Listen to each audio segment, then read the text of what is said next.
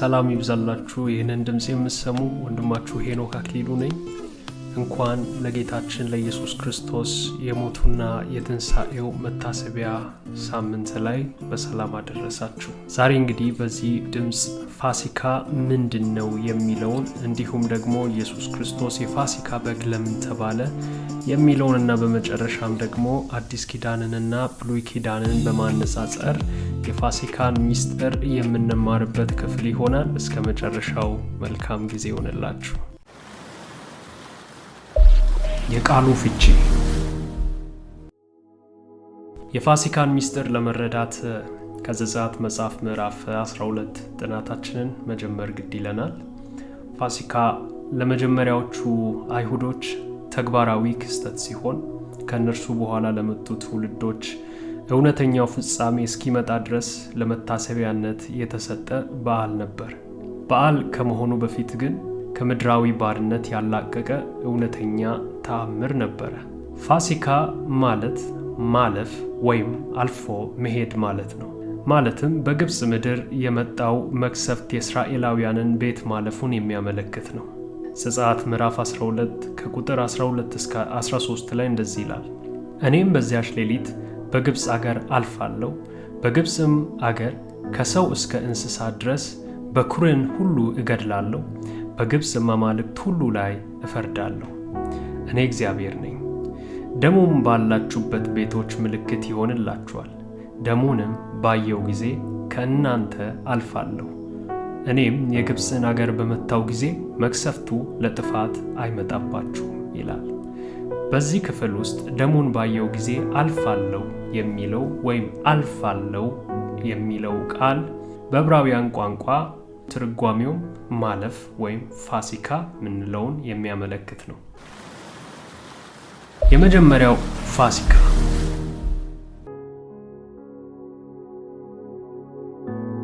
እግዚአብሔር ለአብርሃም በገባው ቃል ኪዳን መሰረት ከ400 ዓመታት በኋላ እስራኤልን ከግብፅ በማውጣት ለርስታቸው አስቀድሞ ወደ ማለው ምድር ለማግባት ተገለጠ። ሙሴንም በምድረ በዳ ቁጥቋጦ አግኝቶ ታናገረው። ይህን የእግዚአብሔርን ቃል የሰሙ ሙሴና ወንድሙም አሮን ወደ ግብፅ ንጉሥ በመሄድ እንዲለቃቸው በእግዚአብሔር መታዘዙን ብናገሩትም ሊለቃቸው አልወደደም። ከዚህ የተነሳ በአጠቃላይ 10 የሚሆኑ መቅሰፍቶች በግብፅ ላይ መጡ።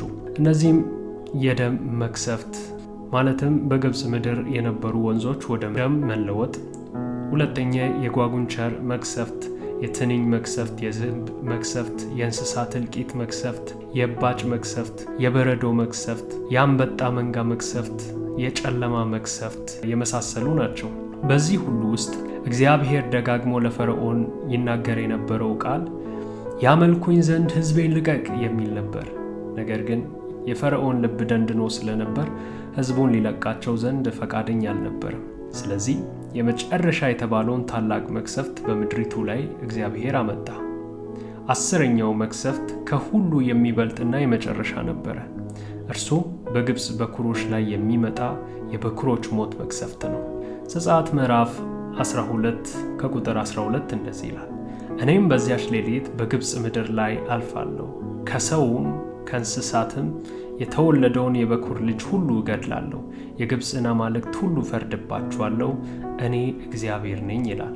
ይህን መፍትሄ እግዚአብሔር የመረጠበት ዓላማ በመጀመሪያ ሊሆን ላለው አዲስ ኪዳናዊ የእግዚአብሔር ማዳን ጥላ በመሆኑ እናም ደግሞ እስራኤልን ሙሉ በሙሉ ነፃ የማውጣት ብቸኛ መፍትሄ በመሆኑ ነው።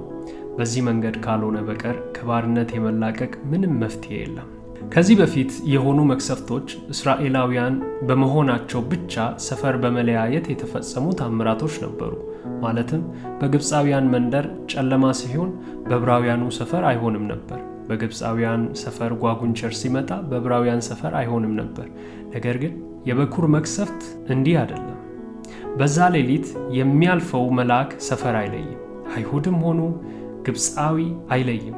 ከዚህ ለሁሉም አስደንጋጭ ከሆነው መቅሰፍት ለመዳን ብቸኛው መፍትሄ የፋሲካው በግ ብቻ ነበር። የፋሲካው በግ የሌለው እግዚአብሔር የለም ባይም ሆነ ሃይማኖተኛ፣ ሴት ሁን ወንድ፣ ትንሽ ይሁን ትልቅ፣ አይሁድ ሆነ አሕዛብ ሁሉም እድል ፈንታቸው አንድ ነው።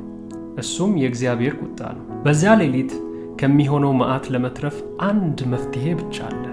እርሱም የፋሲካው በግ ብቻ ነበረ። ለዛ ነው ዘጸአት ምዕራፍ 12 ከቁጥር 3 ላይ እንደዚህ ይላል፣ ለመላው የእስራኤል ሕዝብ ይህንን ንገሩ፣ ይህ ወር በገባ በ10ኛው ቀን እያንዳንዱ ሰው አንዳንድ ጠቦት ለቤተሰቡ፣ አንዳንድ ጠቦት ለአባቱ ቤት ያዘጋጅ ይላል። የመጀመሪያው የፋሲካ በግ የታረደበት ወር በገባ በ14ኛ ቀን ነበረ። የዚህን የፋሲካ ምስጢር ስናጠና 3 ነገሮችን አብሮ የያዘ መሆኑን እናያለን። እነርሱም የፋሲካ በግ ደም፣ የፋሲካው በግ ምግብና ደግሞም መውጣት የሚሉ ናቸው። የፋሲካው በግ ደም። ደሙም ያላችሁበትን ቤት ለይቶ የሚያሳይ ምልክት ይሆንላችኋል። እኔ ደሙን በማይበት ጊዜ እናንተን አልፋለሁ፣ ግብፅን ስቀጣ መቅሰፍቱ አይደርስባችሁም ይላል ዘጸአት ምዕራፍ 12 ከቁጥር 13 ላይ። የፋሲካው በግ ደም በመላ ግብፅ ከመጣ ከእግዚአብሔር ቁጣ የማምለጫ ብቸኛ መንገድ ነበረ። በዛ ጊዜ የነበረ የሁለቱ ሕዝቦች ልዩነት ቃል ኪዳን ብቻ ነው። አይሁዶቹም እንደ ግብፃውያን ኃጢአተኞች ናቸው። በግብፅ ላይ ከሚመጣ መዓት በራሳቸው ማምለጥ አይችሉም። ባህላቸውም ሆነ ሃይማኖታቸው የተዋጠባቸው ተመሳሳይ ኑሮ የሚመሩ ሰዎች ናቸው። እነርሱ ከቁጣ ያመልጡ ዘንድ የሚታረድ እንከን የሌለው ቤዛ ያስፈልጋቸው ነበር። የዚህ የበግ ደም በመቃናቸው ላይ ተቀብቶ ከታየ የእግዚአብሔር ቁጣ ያንን ቤት አያገኘውም ነበር። ስለዚህ እስራኤላውያን ያመለጡት በእነርሱ ፈንታ የሞተ ቤዛ ስለነበራቸው ነበር። ምናልባት አንድ ግብፃዊ ይሄ ምስጢር ቢገባው ተገርዞና ፋሲካን አድርጎ ቤቱን መታደግ ይችል ነበር። ምክንያቱም ምትክ ወይም ቤዛ የሞተለት ደግሞ አይሞትምና። በቤዛ ሞት ትድናለህ ወይ ደግሞ በራስህ ኖረህ ትሞታለህ። የፋሲካው መብል። የፋሲካው በግ ደም የሚቀባበት ሁሉም ቤት መሆን የሚገባው ሌላኛው ነገር የበጉን ሥጋ መብላት ነው። የበጉ ደም ከቁጣ ለመዳን ያስፈልጋል። ነገር ግን የሚያስፈልጋቸው ይህ ብቻ አይደለም። ነፃ መውጣትና ከግብፅ ባርነት መላቀቅ ያስፈልጋቸዋል። ነፃ ለመውጣት ሥጋውን መብላት አለባቸው። ስትበሉም ልብሳችሁን ለብሳችሁ ባጭር ታጥቃችሁ ጫማችሁን አድርጋችሁ በትራችሁን ይዛችሁ በጥድፊያ ብሉት፣ የእግዚአብሔር ፋሲካ ነውና ይላል ዘጸአት ምዕራፍ 12 ከቁጥር 11። በምስራቅ ሰዎች ባህል ጫማ ተደርጎ አይበላም። ለምግብ ሲሰባሰቡም ከሚያደርጉት ባህል አንዱ ጫማ ማውለቅ ነው። ምናልባት የአባቶቻቸውን ልማድ ጠብቆ ኖሮ ከሆነ እግዚአብሔር እየተናገራቸው ያለው ነገር ለእነርሱ አዲስ መሆኑ አይቀርም። በትርም ለጉዞ እንጂ በምግብ ሰዓት እንደማያገለግል ሁላችንም እናውቃለን። ይሄኛው ግን ከመብል ያለፈ ትርጉም ስላለው እንደዚህ እንዲበላ እግዚአብሔር አዘዛቸው። እግዚአብሔር ሥጋውን ሲበሉ የቀደመውን ሕይወት ለመድገም በሚፈልግ ሳይሆን ከፊታቸው ያለውን አዲስ የነጻነት ምዕራፍ ብቻ እያሰቡ እንዲበሉ ስለወደደ ይሄንን አደረገ። ይሄ መብል ካልቦካ ቂጣ ጋር የሚበላ ቢሆንም ዓላማው እንደ ማንኛውም ምግብ ጥጋብ አልነበረም።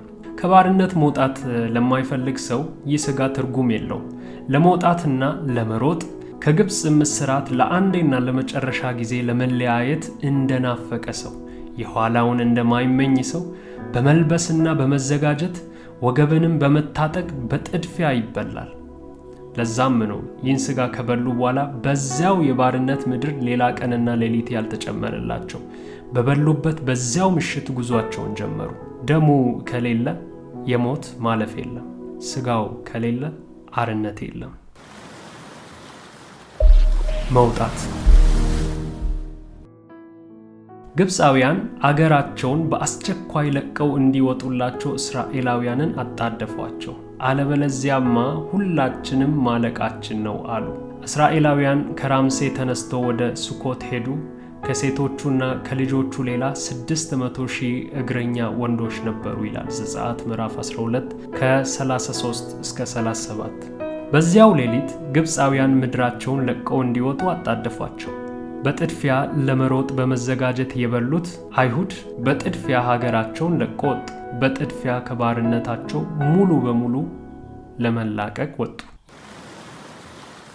የአዲስ ምዕራፍ ጅማሬ። ይህ ወር ለእናንተ የወር መጀመሪያ የዓመቱም መጀመሪያ ይሁንላችሁ። ዘጸአት ምዕራፍ 12 ከቁጥር 2። ከዚህ በፊት ትስሪ በሚባለው ወር ዓመቱ ይጀምር ነበር። አሁን ግን አቢብ ወይም ኒሳን በሚባለው የፋሲካ በግ በታረደበት ወር ዓመት አንድ መባል እንዳለበት እግዚአብሔር ተናገራቸው። ከዚህ በፊት ብዙ ምርት በሚሰበስቡበት የመከር ጊዜ የሕይወት ጅማሬያቸው እንደሆነ ያምኑ ነበር። አሁን ደግሞ የፋሲካው በግ መታረድ የሕይወት ጅማሬ እንደሆነ አመለከታቸው።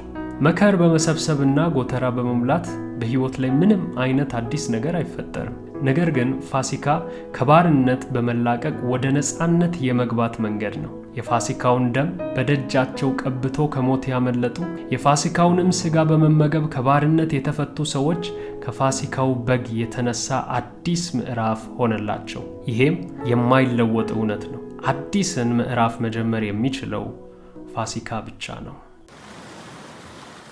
የጥላው እውነተኛ አካል። እንግዲህ በመብል ወይም በመጠጥ ወይም ስለ በዓል ወይም ስለ ወር መባቻ ወይም ስለ ሰንበት ማንም አይፍረድባቸው። እነዚህ ሊመጡ ያሉት ነገሮች ጥላ ናቸውና አካሉ ግን የክርስቶስ ነው። ቆላስይስ ምዕራፍ 2 ከቁጥር 16 እስከ 17። ይህ ቃል የሚናገረን የብሉይ ኪዳን የመብል ወይም የመጠጥ ሥርዓቶች፣ በየወሩ የሚደረጉ የመሥዋዕት ሥርዓቶች፣ የሰንበትና የበዓላት ትክክለኛ ዓላማ ኢየሱስ በመምጣት በሥጋ የሚፈጽማቸውን ነገሮች ማመልከት እንደሆነ ነው። ጥላ ራሱ አካል እንዳልሆነ እና ይልቁን አካልን የሚጠቁም እንደሆነ ማለት ነው። ከነዚህ በዓላት አንዱ ፋሲካ ነው። የቀደመውን የፋሲካ ሥርዓት እንደ ጥላ ከወሰድን ፍጻሜው ምን ይመስል ይሆን የሚለውን ደግሞ መጠየቅ አለብን። የግብፅ ንጉሥ በባርነት አስጨንቋቸው አለቅ ካላቸው ሕዝቦች በላይ ሰው ሁሉ በብርቱ ባርነት ይኖራል። አይሁዶች በግብፅ በመኖራቸው ብቻ የማንም ልጅ ይሁኑ የማን ሁሉም ባሮች ነበሩ። ባሪያ መብትና ኃይል የለውም፣ ለተገዛለት ለዛ መታዘዝ ብቻ እንጂ። እንደዚሁ ከዚህ ዓለም በመገኘት ከሥጋና ከደም የሆነ ሁሉ ከአንዱ በቀር ሁሉም ባሪያ ሆኖ ይኖራል። ብዙ ታምራቶች ተደርጎም እስከ ፋሲካ ድረስ ሊለቃቸው ፈቃደኛ እንዳልነበረ እንደ ፈርዖን ፋሲካ ካልሆነ በምንም የማይሸነፍ ጨካኝ ገዢ ነው። ይህ ሰውን ሁሉ የገዛ ኃይል ኃጢአት ይባላል። ለዛ ነው ሮሜ ምዕራፍ 6 ከቁጥር 20 ላይ የኃጢአት ባሪያዎች ሳላችሁ ከጽድቅ ነፃ ነበራችሁ በማለት ኃጢአት ባሪያ የሚያደርግ ጨካኝ መሆኑን የሚያመለክተው። ሰው ሁሉ የዚህ ኃጢአት ባርነት ውስጥ የመሆኑ ትክክለኛ ምስክር ደግሞ ሁሉም ኃጢአትን የሚሰራ መሆኑ ነው። ለዛም ደግሞ ሮሜ ምዕራፍ 3 ከቁጥር 23 ላይ ሁሉም ኃጢአትን ሰርተዋልና የእግዚአብሔርም ክብር ጎሏቸዋል ይላል። ከዚህ ባርነት በራሱ ማምለጥ የሚችል የለም። ሃይማኖት ያለው የሌለው፣ ወንዱ ሆነ ሴቷ፣ ትልቅ ሆነ ትንሽ ሁሉም ባሮች ናቸው። እስራኤላውያን ከዚህ ባርነት ካልተላቀቁ ማርና ወተት ወደምታፈስ ምድር መግባት እንደማይችሉ እንዲሁ ማንም ወደ ዘላለም ሕይወት መምጣት አይችልም። ስለዚህ ሰው ወደ ሕይወት ይገባ ዘንድ ሌላ እውነተኛ ፋሲካ ለሰው ሁሉ መዘጋጀት ነበረበት። መቼስ ሰው በበግ መስዋዕት ከዚህ እውነተኛ እስራት መፈታት አይችልም። ምክንያቱም ለሰው ሕይወት ትክክለኛ ቤዛ በግ መሆን አይችልም፣ ፍጹም ሰው የሆነው እንጂ። ታዲያ ሰው ሁሉ በወደቀበት ኃጢአት ያልወደቀ ለሰው ቤዛ መሆን የሚችል ሰው ከየት ይገኛል? ከሰው ዓለም ምንም መፍትሄ የለም። አንድ ቀን አብርሃም ግን በመንፈስ ቅዱስ ሆኖ ትንቢት ተናግሮ ነበር። እንዲህ አለ፣ የመሥዋዕቱን በግ እግዚአብሔር ያዘጋጃል። ይህንን የሚያውቀው መጥምቁ ዮሐንስ ከደቀ መዛሙርቱ ጋር እያለ ድንገት ኢየሱስን ከሩቅ አይቶ እንዲህ አለ፣ እነሆ የዓለምን ኃጢአት የሚያስወግድ የእግዚአብሔር በግ። ዮሐንስ ወንጌል ምዕራፍ 1 ከቁጥር 29 ላይ። መጥምቁ ዮሐንስ አብርሃምና ነቢያት ትንቢት የተናገሩለት በግ እንደተገኘ አውቋል። በታላቅ ደስታ እነሆ የዓለምን ኃጢአት የሚያስወግድ የእግዚአብሔር በግ እያለ ለደቀ መዛሙርቶቹ አወጀ። እርሱም የአንድ ነገር ሳይሆን የዓለምን ሁሉ ኃጢአት የሚያስወግድ በግ ነው። ስሙም የሽዋ ሐመሺያ ኢየሱስ ክርስቶስ ይባላል። ለዚህም ዓላማ ሲል ከድንግል በመወለድ ፍጹም ሰው መሆን ግድ ሆነበት። በ3 ዓመት ተኩል የምድር አገልግሎቱ የብዙዎችን ደዌና ድካም የተቀበለ ለሰው ልጆች ሙላትን ሰጥቷል። ኃጢአተኛን ይቅር ብሏል፣ አስተምሯል። አብዛኛውን ጊዜ ለሰው ልጆች ታልፎ ለመሰጠት የመጣ መሆኑን በግልጽ እየተናገረ አስተምሯል። ከዚህ በኋላ አይሁድ እንደለመዱት የፋሲካን በዓል ለማክበር ከተለያየ አገር ተሰበሰቡ። እነርሱም በቤታቸው ሲዘጋጁ ኢየሱስም ይዘጋጅ ነበር። ይሄኛው ፋሲካ እንደሚለይ ማንም አላወቀም ነበር። ብዙ ጊዜ ፈልገው ያልያዙት ኢየሱስ አሁን በእጃቸው ሲገባ የቀደመውን የፋሲካ ትንቢት ለመፈጸም በፋሲካ ዕለት ታልፎ እንዲሰጥ አባት ያዘጋጀው በግ መሆኑን እነሱ አልተረዱም ነበር። ፋሲካችን ክርስቶስ። ፋሲካንም ሊያርዱበት የሚገባው የቂጣ በዓል ደረሰ።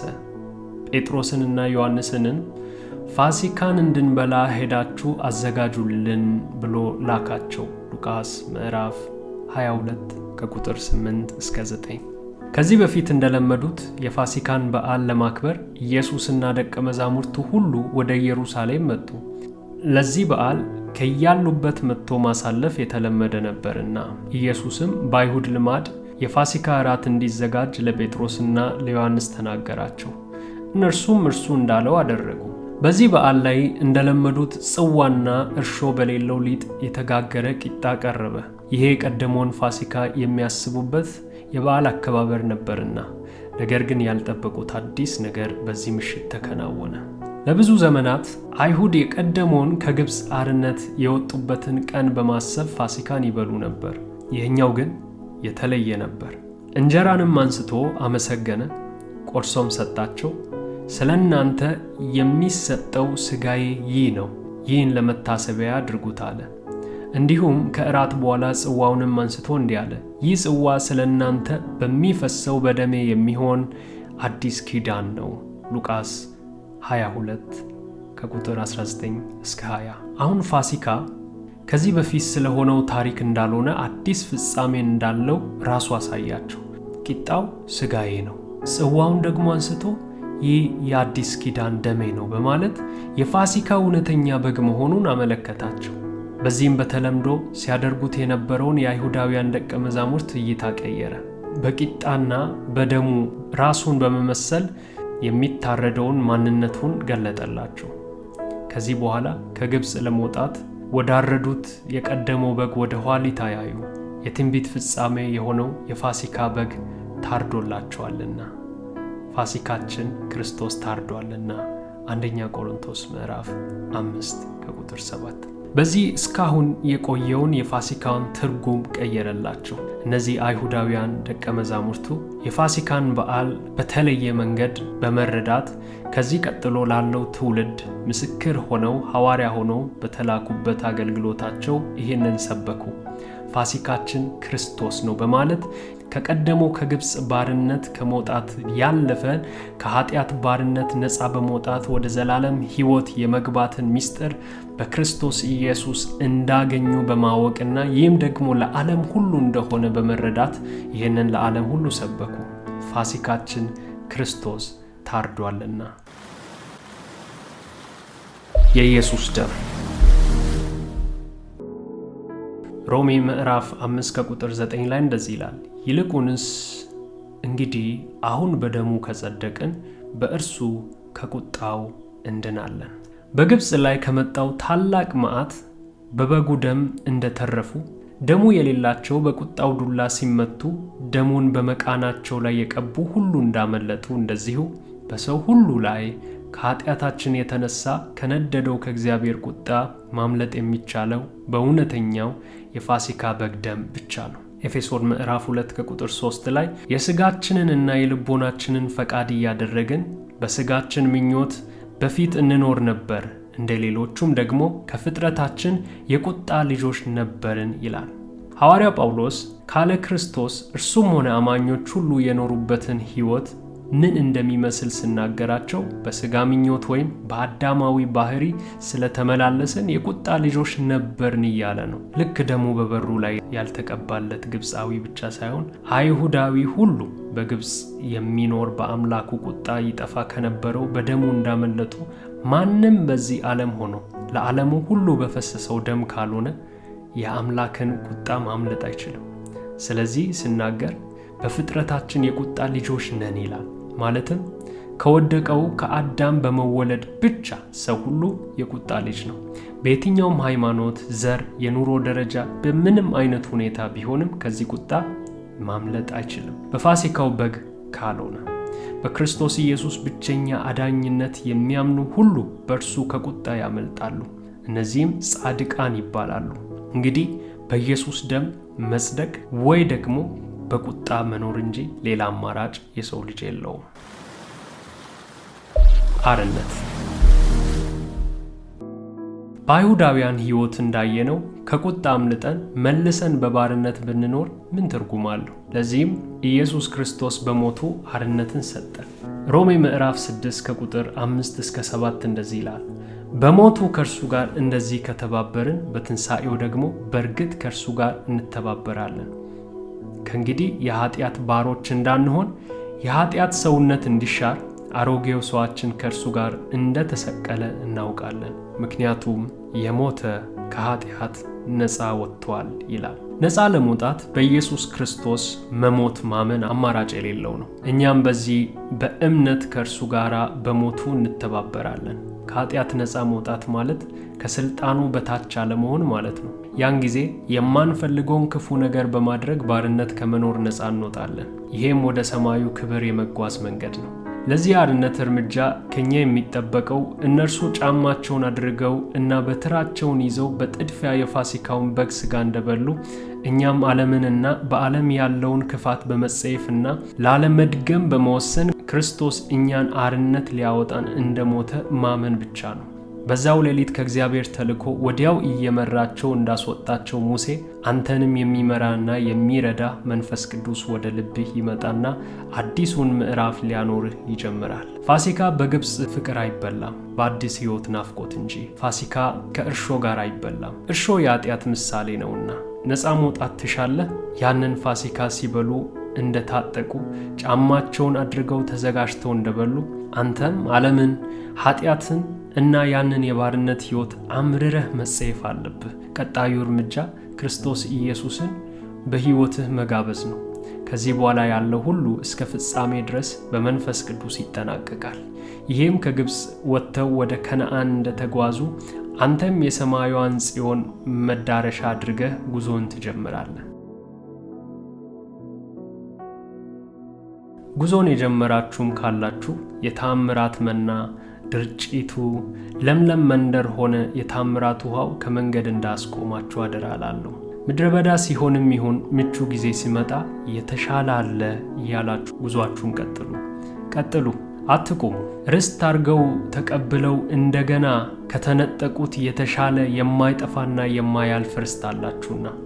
ለዛ ነው አንደኛ ጴጥሮስ ምዕራፍ 1 ከቁጥር 3 እስከ 5 ድረስ እንደዚህ ይላል፣ ኢየሱስ ክርስቶስ ከሙታን በመነሳቱ ለሕያው ተስፋና ለማይጠፋ እድፈትም ለሌለበት ለማያልፍ ርስት እንደ ምሕረቱ ብዛት ሁለተኛ የወለደን የጌታችን የኢየሱስ ክርስቶስ አምላክና አባት ይባረክ።